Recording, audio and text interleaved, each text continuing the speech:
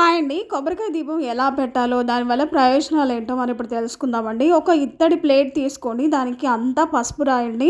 పసుపు మనకి ఎంతో శుభప్రదం కాబట్టి పసుపుతో ఆ ప్లేట్ అంతా నింపేసేయండి. ఈ విధంగా అయితే చేయాలి. కొబ్బరికాయ దీపం వెలిగించడం వల్ల మన ఇంట్లో సుఖశాంతులు అయితే ఉంటాయి. సో, దాని లోపల ఇప్పుడు ఇత్తడి ప్లేట్‌లో మనం పసుపు రాసాం గదండీ! దానికి స్వస్తిక్ అయితే గీసేయండి. స్వస్తిక్ చాలా మంచిదండి. నెగెటివ్ ఎనర్జీని రాకుండా చేస్తుంది. అందుకే ఎప్పుడైనా సరే, ఎక్కడైనా సరే మనం ఏదైనా శుభకార్యం మొదలుపెట్టినా, ఏదైనా చేసినా కూడా స్వస్తిక్ అనేది ముందుగానే గీసేయాలనమాట. సో, అదే విధంగా ఇత్తడి ప్లేట్‌లో స్వస్తిక్‌నైతే నేను కుంకుమతో చేశాను. దాంట్లో మనం బియ్యం తీసుకోవాలండి. సో, ఈ విధంగా నేను చూపించిన విధంగా బియ్యాన్నయితే తీసేసుకోండి. ఎంతో మంచిదండి ఈ కొబ్బరికాయ దీపం. నేనైతే ఎండు కొబ్బరి తీసుకున్నానండి. కొంతమంది కొబ్బరికాయ పగలగొట్టి కూడా తీసుకుంటారు. నేనైతే ఎండు కొబ్బరి తీసుకున్నాను. దానిపైన పసుపు, కుంకుమ రాసి ఈ విధంగా అయితే నేను పెట్టేశానండి. సో, దాంట్లో నేను నువ్వుల నూనె వేస్తున్నాను. ఆవు నెయ్యి అయినా పర్లేదు. సో, ఏదైనా పర్లేదండి. నువ్వుల నూనె వేస్తే మనకి రాహు, కేతు దోషాలనేవి పోతాయి. అపమృత్యు దోషం కూడా పోతుంది. అందుకని నేను నువ్వుల నూనె అయితే వేసేసానండి. చక్కగా పూలైతే మనం పెట్టుకోవాలి. సో, ఈ కొబ్బరికాయ దీపం వెలిగించడం వల్ల శివుని అనుగ్రహం అయితే మనకి లభిస్తుందండి. కార్తీక మాసంలో అదీను కార్తీక సోమవారం నాడు మనం కొబ్బరికాయ దీపం వెలిగించినట్లయితే శివపార్వతుల ముందు మనకి మంచి జరుగుతుందండి. ఏ కష్టమైనా సరే భగవంతుడు తీర్చేస్తాడు. అంత పవర్ఫుల్, అంత శక్తివంతమైన కొబ్బరికాయ దీపం అండి. సో, చాలామందికి కొబ్బరికాయ దీపం ఎలా పెట్టాలి ఏంటో తెలియదు, కానీ ఇలా పువ్వొత్తు వేసుకొని మన అగరబత్తితో ఈ విధంగా అయితే వెలిగించారండి. సో, చాలా బాగుంటుందండి. ఎంత పాజిటివ్ వైబ్స్ ఉంటాయో నేనైతే నిజంగా ఫేస్ చేశాను. నేను వెలిగించిన రోజు నాకు ఎంత బాగుందో నేనైతే మాటల్లో చెప్పలేను. ఈ విధంగా కార్తీక సోమవారం నాడు శివుడు ముందర నేను ఈ విధంగా కొబ్బరికాయ దీపం అయితే వెలిగించాను. నారికేళ దీపం అంటారండి. ముక్కోటి దేవతలు ఉంటారంట. సో, ఈ దీపం వెలిగిస్తే మనకి ముక్కోటి దేవతల అనుగ్రహం అయితే కలుగుతుంది. సో, మీకు ఏదో అప్పుల బాధ ఎక్కువగా ఉందనుకోండి, ఈ కొబ్బరికాయ దీపం వెలిగించండి. ఎంత మంచి ఫలితం ఉంటుందో. పుత్ర సంతానం లేని వాళ్ళకు కూడా శివుడి అనుగ్రహం వల్ల సంతానం అయితే కలుగుతుందండి. సో, అదేవిధంగా చాలామందికి ఆర్థిక సమస్యలు వెంటాడుతూనే ఉంటాయి. ఏం చేయాలో అర్థం కాదు.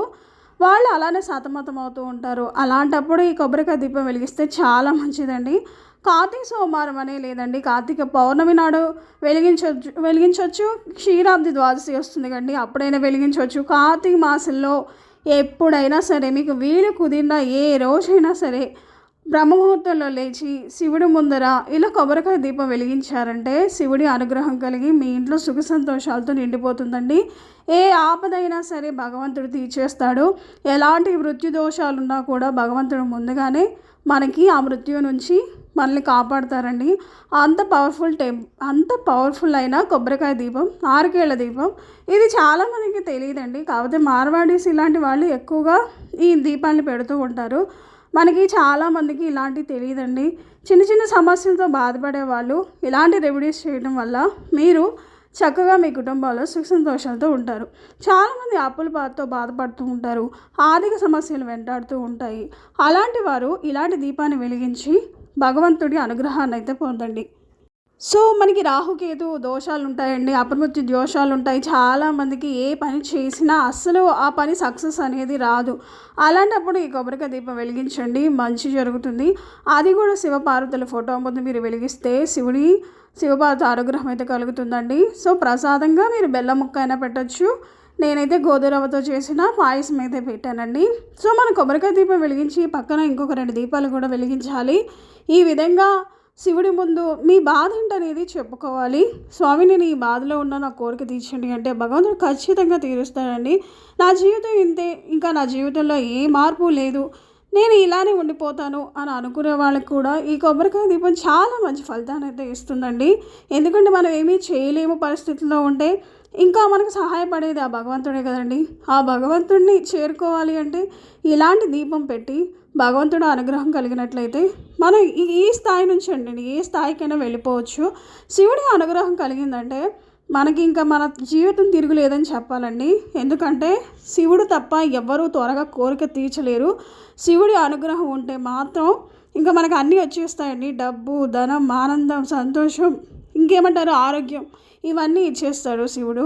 సో అందుకని కార్తీక మాసంలో కార్తీక సోమవారం నాడు ఇలా కొబ్బరికాయ దీపం వెలిగిస్తే మాత్రం ఖచ్చితంగా మీ కోరికలు అనేది నెరవేరుతాయి. అష్టమి వస్తుంది కదండి, అష్టమి రోజు కూడా మీరు కాకరకాయలో దీపం వెలిగించినా పర్లేదు, లేదు అంటే గుమ్మడికాయ ఉంటుంది కదండి, బూడిద గుమ్మడికాయలో దాంట్లో దీపం పెట్టినా కూడా అష్టమి రోజు కాలభైరవ అష్టకం చదివి చేసినా కూడా మీకు మంచి ఫలితాలు అయితే ఉంటాయి. అపమృత్యు దోషాల నుంచి అయితే బయటపడతారండి. ఈ కొబ్బరికాయ దీపం నేను చెప్పింది కాదు, పురాతన కాలం నుంచి ఉన్నదే కొబ్బరికాయ దీపం. ఇలా ఎండు కొబ్బరిలో నువ్వుల నూనె వేసి దీపం వెలిగించి భగవంతుని దగ్గర మన కోరిక కోరుకుంటే ఏదైనా సక్సెస్ అవుతుంది. సో ఇది పురాణాల నుంచి ఉందండి, ఎంతోమంది పురోహితులు కూడా చెప్పారు. మనం ఆచరిద్దాం, మన కుటుంబంలో సంతోషాన్ని అయితే నింపుదాం. ఈ వీడియో నచ్చితే లైక్ చేయండి, మా ఛానల్ అయితే సబ్స్క్రైబ్ చేసుకోండి. ఇలాంటి మంచి వీడియోస్ మా ఛానల్ ద్వారా వస్తూనే ఉంటాయి. స్కిప్ చేయకుండా ఈ వీడియో మీరు చివరి వరకు చూసినందుకు చాలా థ్యాంక్ యూ. మా ఛానల్ అయితే సబ్స్క్రైబ్ చేసుకోండి.